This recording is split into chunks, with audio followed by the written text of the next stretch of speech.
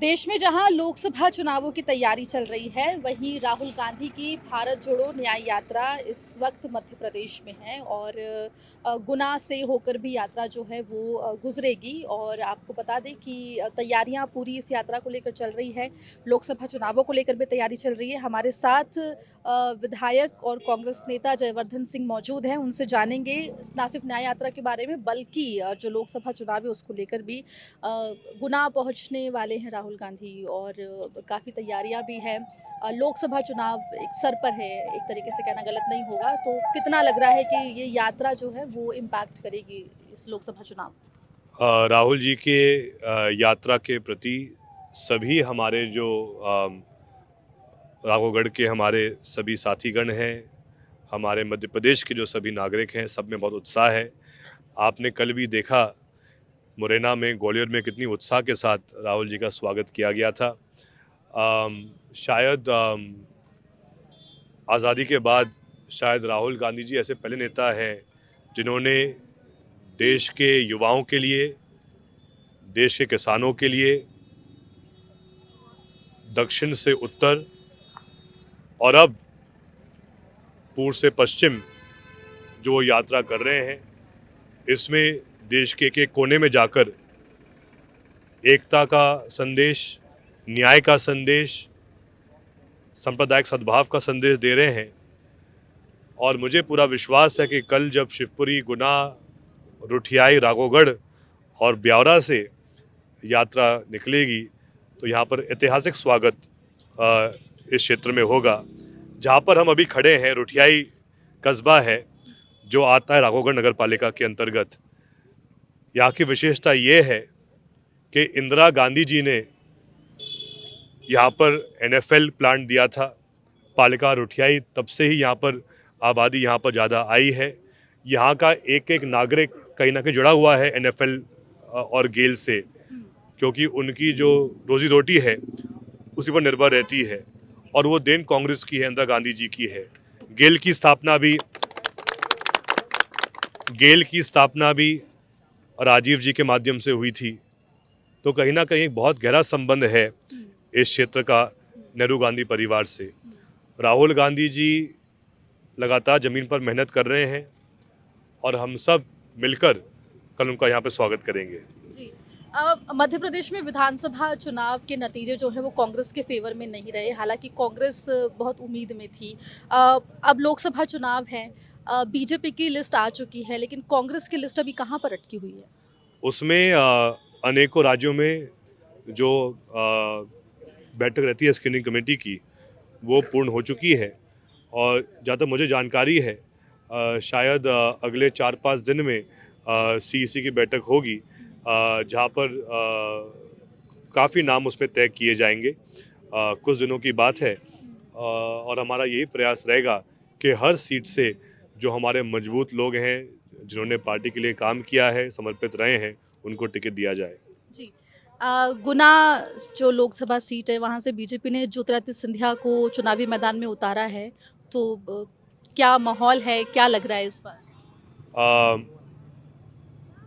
वो तो भाजपा की का दायित्व है किसको टिकट दें, लेकिन हमें ज़रूर कहीं ना कहीं डॉक्टर KP यादव जी, जिन्होंने सिंधिया को हराया था, उनका टिकट काटा गया है। ऐसा अन्याय क्यों उनके साथ? क्योंकि डॉक्टर KP यादव जी भी एक मेहनती व्यक्ति हैं, जनता के बीच रहते हैं। और शायद 2019 में जब डॉक्टर KP यादव जीत के आए थे, तो शायद एक जो चर्चा थी गुना लोकसभा के अंतर्गत कि डॉक्टर KP यादव स्थानीय नेता थे, जबकि सिंधिया जी बाहर के नेता थे। तो ये शायद एक मुद्दा रहा था उस समय। लेकिन भाजपा ने अन्याय किया है डॉक्टर KP यादव जी के साथ, उनका टिकट काटकर। हम सब कहीं ना कहीं हमको उम्मीद थी कि शायद डॉक्टर KP यादव जी ने इतना बड़ी ने जीत हासिल की थी 19 में, तो उनको टिकट वापस दिया जाएगा, लेकिन ऐसा नहीं हुआ। लेकिन जैसा मैं कह रहा था कि ये तो भाजपा का दायित्व है, वो किसको टिकट दे, किसको ना दे। जी। आपने बताया कि 4-5 दिन में टिकट्स की घोषणा कांग्रेस की तरफ से भी हो सकती है। गुना से कौन खड़ा होगा इसको लेकर भी, और क्या आप लोकसभा चुनाव लड़ेंगे और क्या गुना से लड़ेंगे? मैं तो वैसे ही विधायक हूँ, हुँ।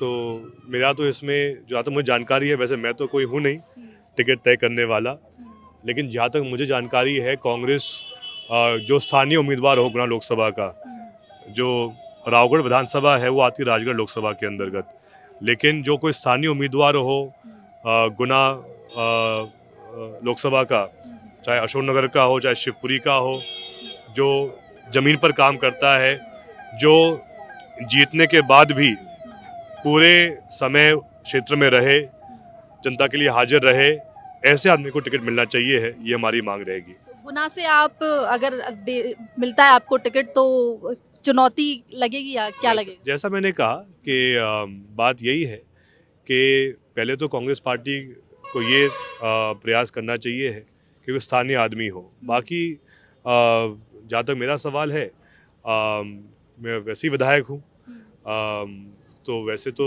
अधिकतर जो विधायक हैं शायद ऐसा कुछ संदेश तो आया नहीं ऊपर से, लेकिन मूल बात यही है कि जैसा मैंने पहले भी कहा था कि स्थानीय उम्मीदवार हो, ये ज़रूरी भी है, आवश्यकता भी है। जी। अब सिंधिया 2020 में कांग्रेस छोड़कर चले गए थे। अभी हाल ही में हमने देखा कि विधानसभा चुनाव के बाद कई कांग्रेसियों ने जो है कांग्रेस छोड़ी है। जबलपुर के मेयर का नाम भी शामिल है। कमलनाथ को लेकर भी चर्चा चली, काफ़ी गहमा-गहमी भरी चर्चा चली। आखिर क्या वजह है, कांग्रेस क्यों नहीं रोक पा रही है कार्यकर्ताओं को अपने पास? देखिए, क्या है कि ये समय संघर्ष का है, क्योंकि लंबे समय से हम कहीं ना कहीं विपक्ष में हैं मध्य प्रदेश में, लेकिन जो लोग पार्टी छोड़ के जा रहे हैं वो खुद के स्वार्थ के लिए जा रहे हैं। कहीं ना कहीं उनका कुछ निजी स्वार्थ है, उनको पार्टी के सोच के साथ काम नहीं करना है, बल्कि उनको सिर्फ सरकार का लाभ लेना है। तो ऐसे लोग पार्टी छोड़ के जा रहे हैं, लेकिन जिनके खून में कांग्रेस है, जिन्होंने पूरा जीवन समर्पित किया है पार्टी के लिए, जैसे कमलनाथ जी ने किया है, वो लोग आज भी खड़े हैं कांग्रेस के साथ। आपने अपना बताया, लेकिन क्या दिग्विजय सिंह लड़ सकते हैं लोकसभा चुनाव? जैसा मैंने कहा, मैं ना तो कोई उस पद पे हूँ जो तय करता है कि टिकट किसको मिले। ये तो शायद आपको, चाहे खड़गे जी हो, चाहे राहुल गांधी जी हो, चाहे हमारे प्रदेश के प्रभारी भंवर साहब जितेंद्र सिंह जी हो, या फिर अध्यक्ष हमारे पीसीसी जीतू पटवारी जी हो, या उमंग सिंघार जी हो नेता प्रतिपक्ष, इन सबको तय करना है। कहीं भी इस पूरी प्रक्रिया में मैं कहीं उसमें शामिल नहीं हूँ, लेकिन जैसा मैंने कहा, कांग्रेस के पास हर जिले में, हर लोकसभा में अनेकों दिग्गज नेता हैं, उनमें से पार्टी तय करे किसको टिकट मिलना चाहिए है, तो उससे तय होगा। जी। अच्छा, लोकसभा 29 सीटें हैं लोकसभा की, क्या लग रहा है कांग्रेस क्या टारगेट लेके चल हम रही है? सभी सीटों पे ताकत के साथ मैदान में आएंगे। लगभग अगर हम आंकड़ा देखें, अभी जो परिणाम आए हैं विधानसभा में, उसमें लगभग 6-7 लोकसभा सीटें हैं जहां हम लीड में हैं, लेकिन जिस प्रकार से महंगाई की मार आम जन पर लगी है मोदी सरकार के द्वारा, हमें विश्वास है कि कई और सीटों पे हम जीत सकते हैं। बात यही है कि लोकसभा चुनाव एक बड़ा चुनाव होता है, जहाँ पर 8 विधानसभाएं आती हैं, तो हर बूथ पे कांग्रेस के कार्यकर्ता समर्पित रहें, मेहनत करें, और ये जो ईवीएम है ये धोखा ना दे दें। सबसे बड़ी बात तो वही रहती है। लेकिन हमें तो पूरा विश्वास है कि राहुल जी की यात्रा से जो एक सकारात्मक संदेश पूरे प्रदेश में जाएगा, देश में जाएगा, उससे हमको लाभ मिलेगा। जी, एक अंतिम सवाल मेरा, राम मंदिर की प्राण प्रतिष्ठा में जाने का जो न्योता था वो कई कांग्रेस के बड़े नेताओं ने ठुकराया, जिसके बाद एक नाराज़गी जो है लोगों में क्या नज़र आ रही है, और बीजेपी क्योंकि इस पूरे मामले को भुनाती दिख रही है, तो क्या लग रहा है कि वो लोकसभा चुनाव में नुकसान कर सकता है? देखिए, भगवान राम हम सबके हैं, भाजपा के पास कोई ठेका नहीं है भगवान राम का। जो भगवान राम का इतिहास है वो है हज़ारों साल पुराना, जबकि भाजपा 25-30 साल पुरानी पार्टी है। तो कौन होते हैं ठेका देने वाले भगवान राम की? भगवान राम का मंदिर हमारे घर में भी है, किले में भी है। राम राजा सरकार विराजे हैं ओरछा में। तो भगवान राम का इतिहास बहुत पुराना है। भाजपा होती कौन है उनको लाने वाली? वो तो बहुत पहले से भगवान राम पूरे हमारे विश्व में राज कर रहे हैं। तो ये इनकी बेफजूल बातें हैं भाजपा की, जो गुमराह करते हैं ये लोगों को। लेकिन जैसा मैं कह रहा था, भगवान राम के प्रति हम सबकी आस्थाएं हैं। और मैं तो इतना ही कहूँगा कि किसी ने भी निमंत्रण अस्वीकार नहीं किया है। अनेक कांग्रेस नेता राम मंदिर जा चुके हैं, हम सब भी जाएंगे। और जैसा मैंने कहा कि हम सबको बहुत खुशी है कि भगवान का मंदिर स्थापित हुआ है अयोध्या में। सुप्रीम कोर्ट का जो फैसला था वो सही फैसला था और हम सब बहुत जल्द दर्शन करने वहाँ जाएंगे। जी, बिल्कुल।